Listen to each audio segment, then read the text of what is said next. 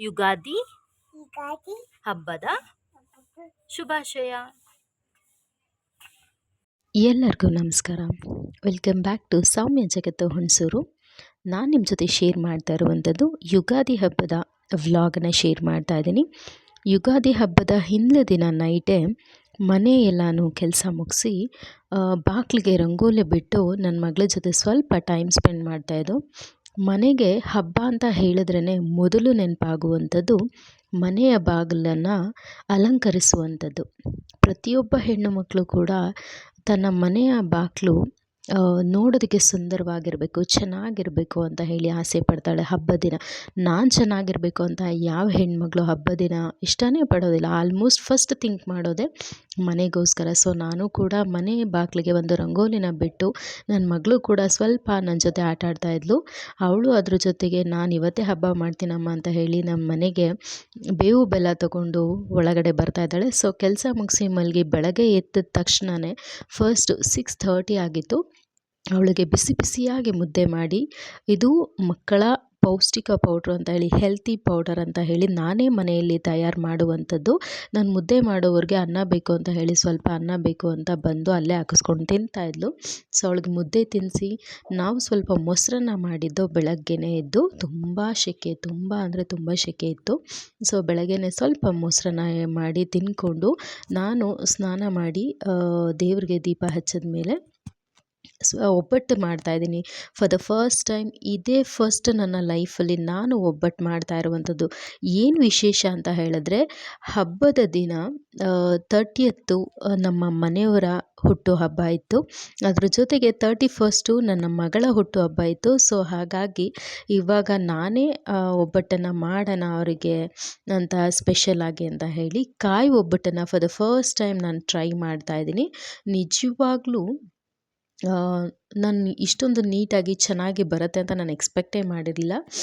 ಕಾಳು ಒಬ್ಬಟ್ಟಿಗಿಂತ ಕಾಯಿ ಒಬ್ಬಟ್ಟು ತುಂಬ ಅಂದರೆ ತುಂಬ ಟೇಸ್ಟಿಯಾಗಿರುತ್ತೆ. ನಿಜವಾಗ್ಲೂ ತುಂಬ ಚೆನ್ನಾಗಿ ಬಂದಿತ್ತು.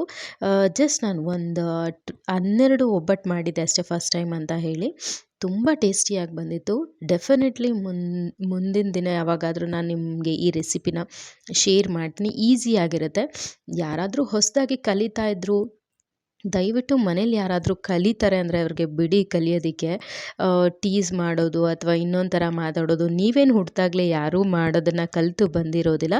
ಸೊ ನಾನು ಇಲ್ಲಿ ಒಬ್ಬಟ್ಟು ಮಾಡಿಕೊಂಡು ರೆಡಿಯಾಗಿ ಐ ಥಿಂಕ್ 11:30, 12 ಆಗಿತ್ತು. ನಂಗೆ ಸ್ವಲ್ಪ ಹೆಲ್ತ್ ಪ್ರಾಬ್ಲಮ್ ಇತ್ತು ಅಂತ ಹೇಳಿ ನಮ್ಮ ಅತ್ತೆ ಮನೆಗೆ ಹೋಗೋಣ ಅಂತ ಹೇಳಿ ಇಲ್ಲೇ ಒಬ್ಬಟ್ಟು ಮಾಡ್ಕೊಂಡಿದ್ದೆ. ಇಲ್ಲೆಲ್ಲ ಕೆಲಸ ಮುಗಿಸ್ಕೊಂಡು ಅಲ್ಲಿ ಎಲ್ಲ ಕೆಲಸ ಮುಗಿಸಿ ಬಂದಿದ್ದು. ಅದಾದಮೇಲೆ ಅಲ್ಲಿಗೆ ಹೋಗ್ದೋ. ಅಲ್ಲಿಗೆ 12 ಹೋದಾಗ ನುಗ್ಗೆಕಾಯಿ ಸಾಂಬಾರು ಮಾಡಿ, ಅನ್ನ ಮಾಡಿ, ಕೋಸಂಬರಿ ಮಾಡಿ ಎಲ್ಲ ಮಾಡಿಟ್ಟು ಪೂಜೆ ಮಾಡಿ ಎಡೆ ಇಟ್ಟು ಅಲ್ಲಿಂದ ನಮ್ಮಮ್ಮನ ಮನೆಗೆ ಹೊರಟು ಹಬ್ಬದ ದಿನವೇ.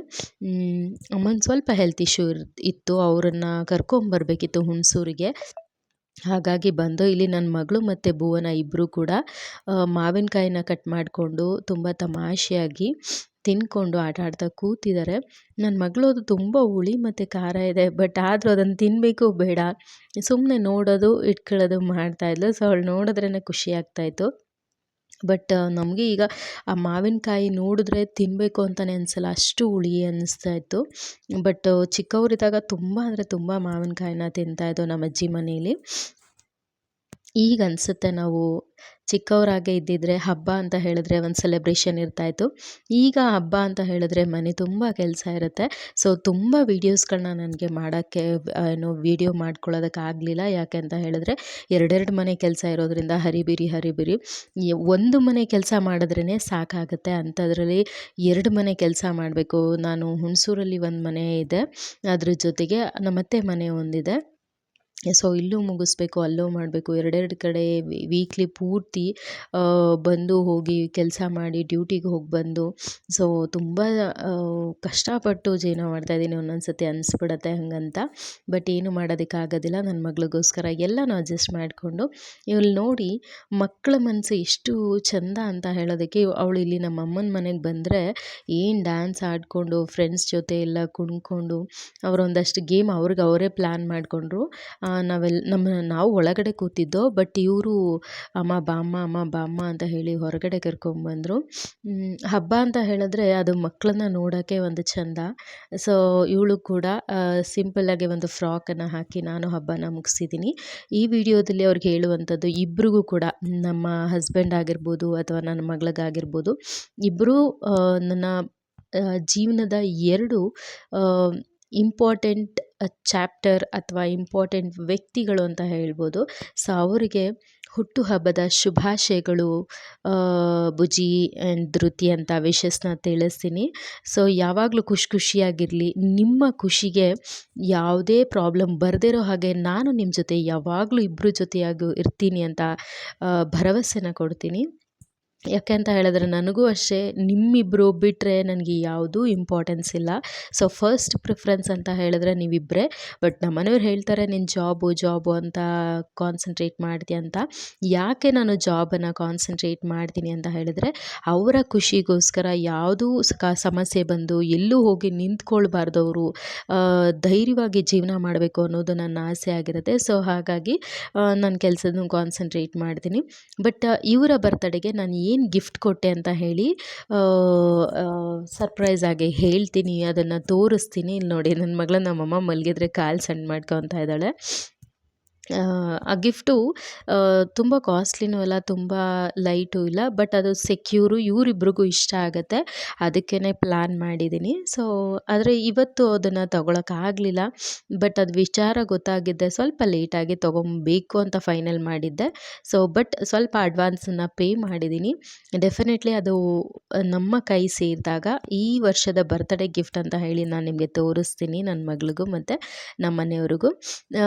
ಬಟ್ ಅವರಿಬ್ರಿಗೂ ತುಂಬ ಖುಷಿಯಾಗತ್ತೆ. ಸೊ ಅವ್ರ ಖುಷಿ ಮುಂದೆ ಯಾವುದು ಜಾಸ್ತಿ ಅಥವಾ ಯಾವುದು ಕಮ್ಮಿ ಅಂತ ನನಗನ್ನಿಸ್ಲಿಲ್ಲ. ನಾನು ಬದುಕಿರೋದೇ ಇವರಿಬ್ರಿಗೋಸ್ಕರ. ಇವರ ಪ್ರೀತಿ ಅಥವಾ ಇವ್ರನ್ನ ಎಲ್ಲೂ ಅಷ್ಟೇ ಒಬ್ಬರು ಮುಂದೆ ತಲೆ ಬಗ್ಸೋದಾಗಿರ್ಬೋದು ಅಥವಾ ಇನ್ನೊಂದು ಸಮಸ್ಯೆಗಳು ಬರದೇ ಇರೋದಕ್ಕೆ ನೋಡ್ಕೊಳ್ಳೋದಕ್ಕೆ ನಾನಿರೋವಂಥದ್ದು. ನಮ್ಮ ಮನೆಯವ್ರು ನನಗೆ ಬೈತಾರೆ ಕೆಲವು ಟೈಮು, ನೀನು ತುಂಬ ಓವರ್ ಕಾನ್ಷಿಯಸ್ ಆಗಿರ್ತೀಯ ಹಾಗೆ ಹೀಗೆ ಅಂತ. ಬಟ್ ಅದೇನೇ ಇರಲಿ, ಅಟ್ ಎನಿ ಕಾಸ್ಟ್ ಫೈನಲಾಗಿ ನಾನು ಥಿಂಕ್ ಮಾಡೋದು ಅವರ ಒಳ್ಳೆಯದಕ್ಕೋಸ್ಕರ. ಬಟ್ ನನ್ನ ಯೋಚನೆಗಳೇ ಬೇರೆ ಆಗಿರುತ್ತೆ ಕೆಲವು ಸಂದರ್ಭದಲ್ಲಿ. ಸೊ ಹಾಗಾಗಿ ಅದ್ರ ಬಗ್ಗೆ ಎಲ್ಲ ನಾನು ತಲೆ ಕೆಡ್ಸ್ಕೊಳಕ್ಕೆ ಹೋಗೋದಿಲ್ಲ. ನಮ್ಮನೆಗೆ ಅಮ್ಮನ ಮನೆಗೆ ಬಂದು ಅಮ್ಮನ ಮನೆಯಿಂದ ಬೆಳಗ್ಗೆನೇ ಹೊರಡಬೇಕಿತ್ತು. ಇವಳು 11 ಆದರೂ ಹೊರಗಡೆನೇ ಹಬ್ಬದ ದಿನ ಆಟ ಆಡ್ತಾ ನಿಂತಿದ್ಲು. ಆಮೇಲೆ ಹೆಂಗೋ ಕಷ್ಟಪಟ್ಟು ಮಲಗ್ಸೋಣ ಅಂತ ನಮ್ಮಮ್ಮನಿಗೆ ಹೇಳಿದ್ರೆ, ನಮ್ಮಮ್ಮ ಅವಳು ಆಟ ಆಡೋವರೆಗೂ ಇರಲಿ, ಇಲ್ಲಾಂದರೆ ಅಳ್ತಾಳೆ ಅಂತ ಹೇಳ್ತಾಯಿದ್ರು. ಸೊ ಯಾರೆಲ್ಲ ಫಸ್ಟ್ ಟೈಮ್ ನೋಡ್ತಾಯಿದ್ರು ನನ್ನ ಯೂಟ್ಯೂಬ್ ಚಾನಲ್ನ, ಪ್ಲೀಸ್ ಸಬ್ಸ್ಕ್ರೈಬ್ ಮಾಡ್ಕೊಂಡು ನನ್ನ ಯೂಟ್ಯೂಬ್ ಚಾನಲ್ ನೋಡಿ ಹೀಗೆ ಸಪೋರ್ಟ್ ಮಾಡ್ತಾಯಿರಿ. ಎಲ್ಲರಿಗೂ ಯುಗಾದಿ ಹಬ್ಬದ ಶುಭಾಶಯಗಳು ಅಂತ ತಿಳಿಸ್ತಾ ಈ ವ್ಲಾಗನ್ನು ನಿಮ್ಮ ಜೊತೆ ಶೇರ್ ಮಾಡ್ತಾಯಿದ್ದೀನಿ. Thank you for watching. ಹೀಗೆ ಸಪೋರ್ಟ್ ಮಾಡ್ತಾಯಿರಿ. ಪ್ಲೀಸ್ ಆದಷ್ಟು ಶೇರ್ ಮಾಡಿ. Thank you for watching. Do subscribe guys. Bye.